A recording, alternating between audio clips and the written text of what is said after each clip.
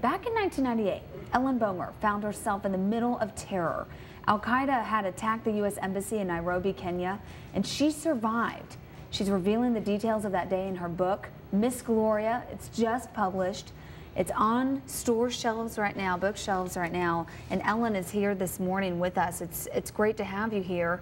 But what a few days it's been for you, I would imagine, hearing the news that Osama bin Laden is finally captured and killed. You said it took a couple days for it to even kick in for you. When I first heard it, I was very shocked. And I just took that in and went to bed. The next morning, I got up and I was listening to the news. And as I listened to the news, everything just started bubbling up inside, and the anxiety and the pain and the sadness and the relief, the just utter relief that he is gone, he can't hurt me anymore, and that his judgment will finally be rendered for all the havoc he'd caused. Well, take us back to that day in 1998, because this attack, this terror attack on the U.S. Embassy in Kenya left you blind. And I would imagine hurt in many other ways as well. It was a normal day, just like any day. We got up, we went to work, and we were planning on leaving at noon. And my driver was in the office with me, and everything was normal. It was calm. The ambassador and the commercial attaché had left the office for a meeting behind the embassy building.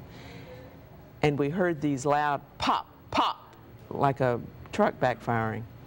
And I asked Moses, I said, what was that? And that was the last thing I said. I woke up hours later, and my realization was it was a bomb. It was a bomb.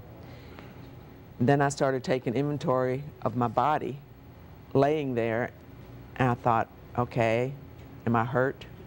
Is any part of me hurting? And I immediately thought that everything would be fine, and I would eventually get up and walk away. But then I started thinking, I can't see anything. I can't hear anything. I put my hand over to my mouth and took out a wad of something, building material or something, and I threw it. I started getting anxious. I started thinking, dear Lord, if I'm blind, please don't let me be blind in both eyes. Please just let me have one eye. I tried to bargain with God, and I was laying there, and then I started getting really afraid. And then I started saying, God, give me strength. God, give me strength.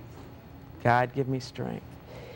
And he gave you that strength that day, because you did get care at a nearby hospital.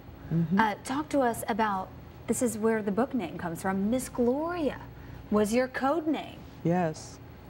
That was so neat. Because that was for your own safety. Right, and the safety of the others wounded, terribly wounded that day. Now years later, more than 10 years later, we're here.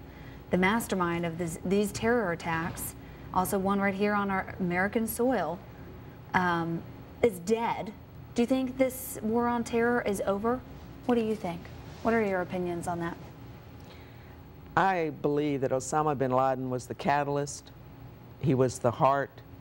He was the belief in what they were doing was right. And I believe that with him gone,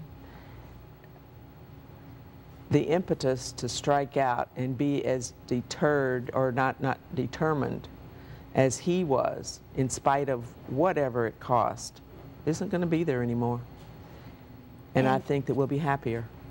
Well, Ellen Bomer resides in Wimberley with her husband, her granddaughter that she's raised, and she has her book, Miss Gloria, which was her code name while she was being healed and seeking treatment from that terror attack in the U.S. Embassy in Kenya back in 1998. You can find Miss Gloria on bookshelves now, but you can also ask your local bookstore. If they don't have that book, they'll order it for you. And we appreciate you coming on and sharing your story this morning. Thank you, Carrie. You bet. All right, coming up.